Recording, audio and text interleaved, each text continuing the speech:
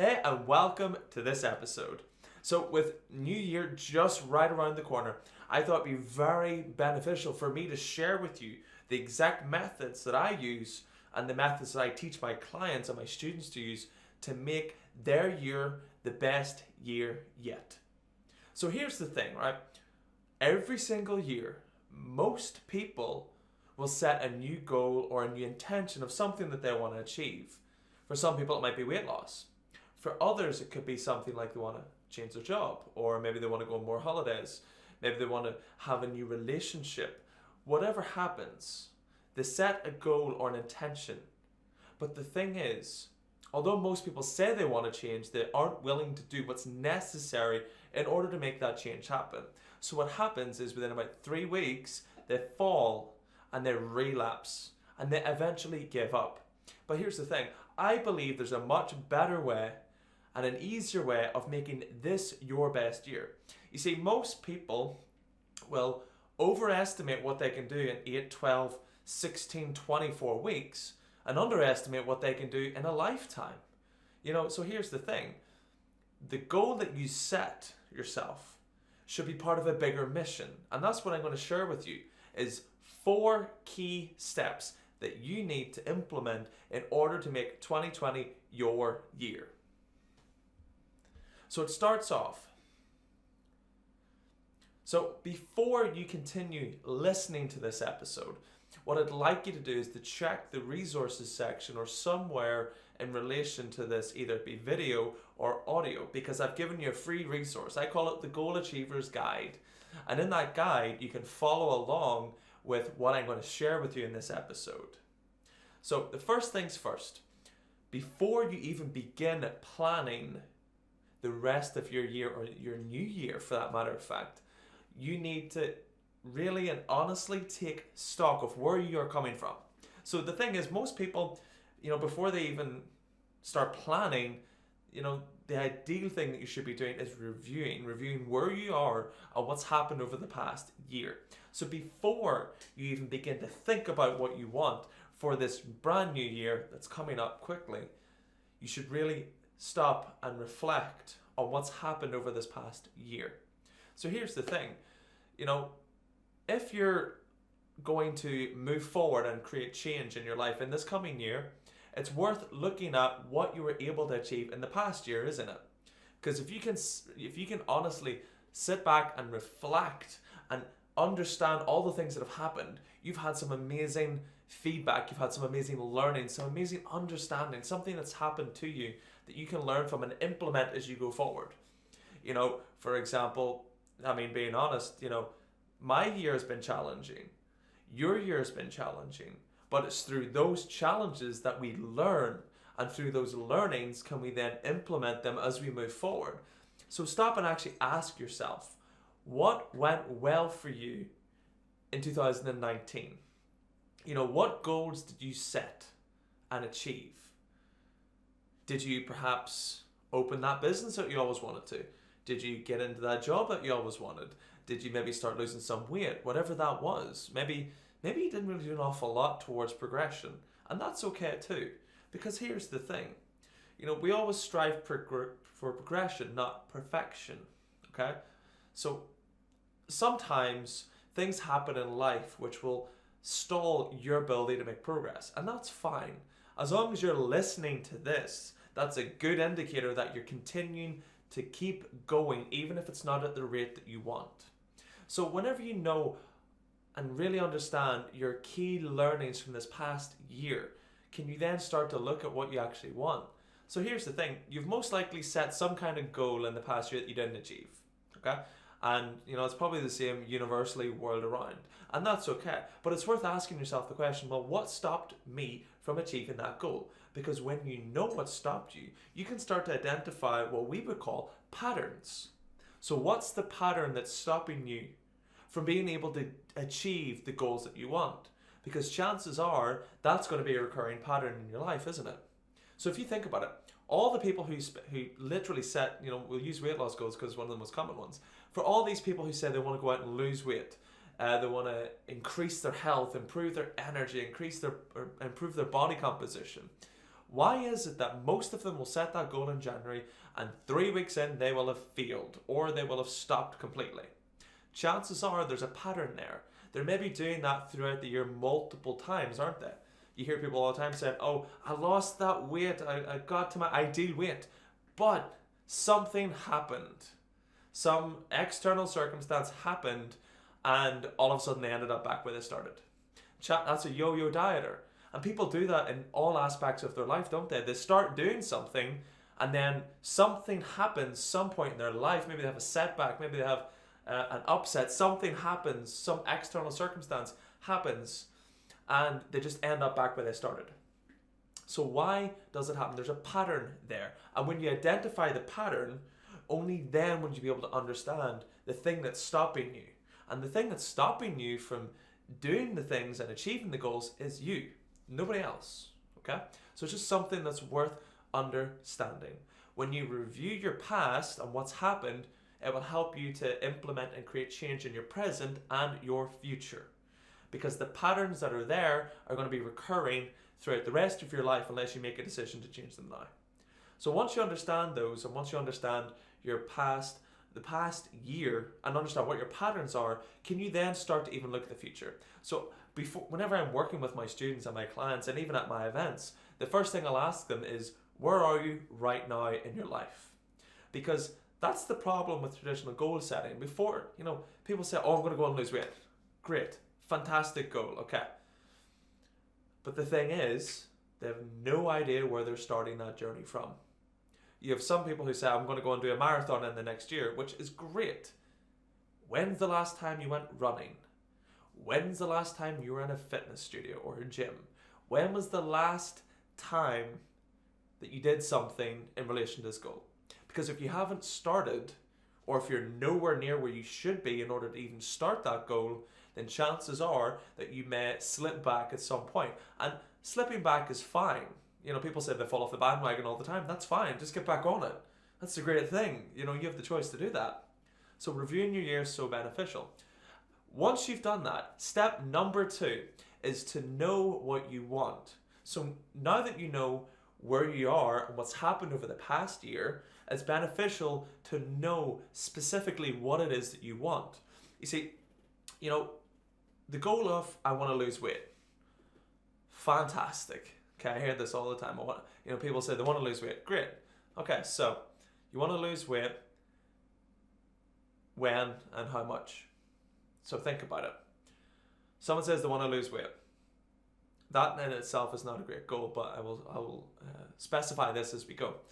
And I'll give you some more information and insights from my learnings of working with people as to how to create compelling goals. So if somebody wants to lose weight, number 1, that's what we call a negation or a negative. Okay.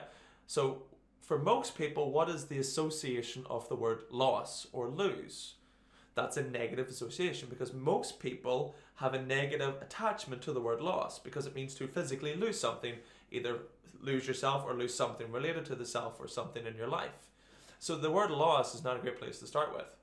So the better goal would be, I want to improve my body composition. I want to get to 15% body fat, 10% body fat, something like that. So the goal needs to be positive.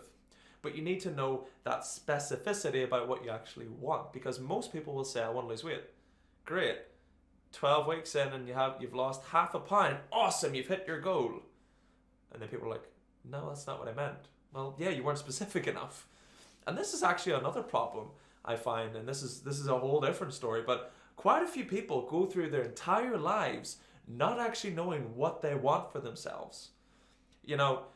This is a universal problem. That's why I run my breakthrough event, because it helps people to realize what is possible for them and what they can do and what they can have. But most people get so caught up in their everyday life that they never actually stop and ask themselves, what I want. If I could have anything in life, what would it be? Could I have a better body, better health? Could I have better relationships? Could I have more money, more freedom? Could I travel the world? Could I have that nice car? Could I have that nice house? Could I have the perfect 2.3 kids?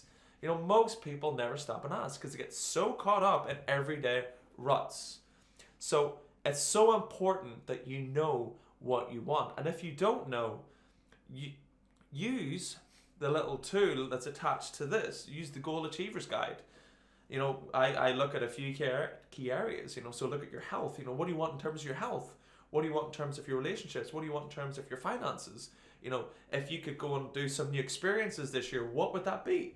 You know, really, really get specific and ask yourself, truly, if I could have anything, what would I want?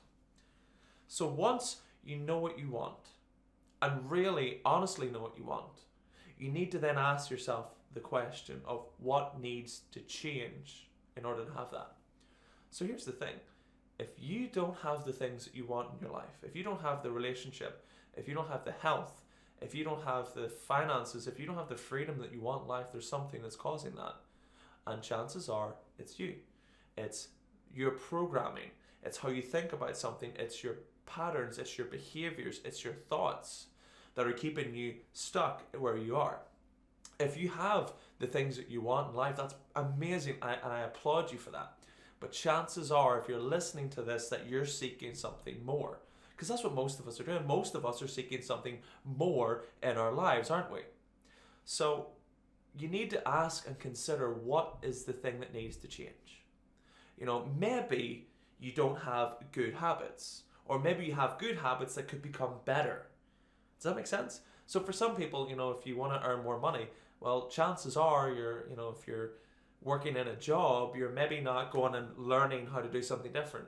Maybe you're not increasing your skills. Maybe there's courses that you could go and do, but you're maybe a wee bit scared or anxious of, and that's okay. Maybe you own your own business and you're maybe not putting yourself out there to the extent that you should be or you want to be. Maybe you're not doing social media posts.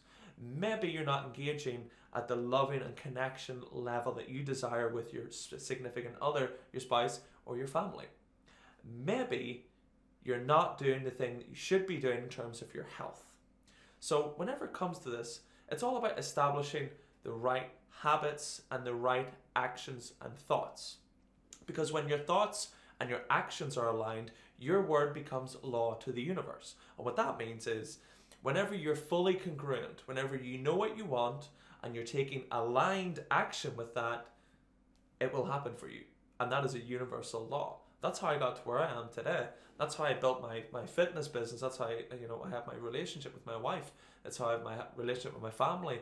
It's how I can stand on stage and help people to change their lives, because everything I do is aligned with what I want and what's important to me. And I have the belief system that supports all of this coming to fruition. So ask yourself that question. What needs to change? What are my thoughts? You know, for example, maybe you have some fears associated with going and doing a course. Maybe you think, I'm not good enough, or who do I think I am? You know, and that's fine. I had those too in the early days. But the thing is, courage isn't the absence of fear. It's being able to act in spite of it. Okay, so courage is not the absence of fear. It's being able to act in spite of it. So in order to do this and really live that life that you want, you're going to have to generate some courage. You're going to have to tap into that fire and that power that lies within you and break through those beliefs that are holding you back. So if you have positive habits, amazing. You can amplify those. Does that make sense? You can amplify them. You can always get better. I call them peak performance habits. Looking after your health, small daily things. You don't need to go take immediate massive action. Small daily things. If you're maybe not looking after your health the way you should be, start off by developing a habit of training 2-3 times a week. Before you look at diet or anything like that, just go and create change in your habits. Understand what you need to change. Okay? And then once you know the patterns that are holding you back, you know where you are, you know where you want to be, you know what's stopping you and what needs to change, the next thing is to create the plan and do it. So 3 and 4 are quite linked. So step 4, create your map, create your massive action plan. Because the thing is, many people will, the first thing they'll do is they'll go and sign up for a membership for a gym. And that's okay. But that's not really a plan, that's just one action as part of a plan. And there's no sustainability built in that. There's no, hey, I can, hire a coach, or I can join a club, I can hire a mentor, anything about diets, anything about habits, anything about portion control, about sleep, hydration. Same with your business, same with your career. There's habits there, and there's plans that can be implemented in order to increase it. Does that make sense? So it's all about really and truly understanding the things that are holding you back and creating the plan to overcome them. And that is how you make 2020 your best year. It's not rocket science. You've got there's so much more stuff that we can cover, but the reality is it is simple. It's simple, but not easy, okay? So the implementation is the thing that separates the dreamers from the achievers, okay? So it's implementation that separates the dreamers from the achievers. So quite often people say they know what they want. They'll maybe know where they're starting from. They'll know what's holding them back, and they'll start to take some action. But the thing is, one of the key aspects you need to be aware of is as you start doing this, you're going to get some feedback. Okay? So whenever I say feedback, I don't use the word failure. Okay? I use the word feedback because all a result can be positive and negative, remember. All a result is an indication of yes, this is right, or no, it's wrong. Okay? So when you start taking action, you'll start to get results, positive and negative. What matters is you must be able to understand that that's just data. Okay? So if you start taking action and maybe you're not, losing the weight that you want, or maybe your relationship isn't the way you want it to be, the business isn't where you want it to be, or the career isn't, it's maybe going a wee bit slowly, or maybe it's not even going at all. That's just feedback. That's not that you failed. That's just a matter of something's not working. Something in your plan is not working. And that's okay, because the whole point is that's how you learn. There's no failure, only feedback. And it's through that feedback that you learn. So that's why I suggested at the very start that you review your past year, because you get your learnings and your feedback that you can implement and bring with you and use as you go forward. Does that make sense? So this is why this is such a powerful tool. It's all about understanding this, that it's a journey. In order, don't set yourself absolutely stupid goals. Like you want to earn $1 million in the next year if you earn £10,000 per year at the minute. Okay, so you have to have some realistic stuff around that. So it all starts with, I actually did promise I was going to share some goal setting stuff with you. Goal setting is quite simple. It's simply a matter of understanding specifically what it is that you want and setting a time to it. And you need to then track and measure that over the course of the next year. So if you, for example, I use weight loss because weight loss is very easily managed and measured. Think finances, think, that kind of thing too. If you want to start earning more money, for example, if you have your own business, what you should be doing is tracking that, setting a goal and tracking yourself. And what I do is I do 90-day plans. I'll do a 90-day outcome. So if, for example, in the next 12 months, someone has a goal of shedding weight and improving their body composition and their health and their energy, they would set that as a 12-month goal. What they would then do is set quarterly benchmarks. Okay, so quarterly benchmarks, 4 30-day challenges, or 4 90-day challenges, sorry. And what would then happen is you would review every single month how close I am to that. So if somebody wants to earn, in their business, say, £50,000 or 100,000, I don't, just random numbers here, and they want to earn that kind of money. Well, at the end of the year, the goal is for them to have that target. And then all they do is, okay, they'll set a 90-day outcome. In order for me to get to that 50K, for example, the first 90 days I need to hit this. Okay, by the second half of the year I need to hit this. Third quarter of the year I need to hit this. Fourth quarter, let's go. This is how much we still have to cover. So that's a really effective way of being able to manage your expectations of yourself and giving you something to work with. And I hope you find that really beneficial, because this is the process I do. I know what I want. I know where I'm starting from. I create my plan and I take action. I review every single month, or even more frequently than that, to be honest. But when I do that, I get so much feedback, and I then use that feedback to take even more action and start moving forward, so much momentum. And here's the thing, whenever you take action and you make a decision to take action, it alleviates fear. I can guarantee that. That's how I got started. I didn't know how I was going to do it. I knew what I wanted, didn't know how. But that way became clear when I made a decision to take action and I made a decision to follow my dreams. So I hope you find this beneficial. As I said, if you haven't already done so, there's a free guide, the Goal Achievers Guide, attached to this episode. I hope you go and download that and just start following along and fill out those questions. I can promise you, you'll find it so beneficial. Thanks for watching, and I wish you a very prosperous and love-filled 2020.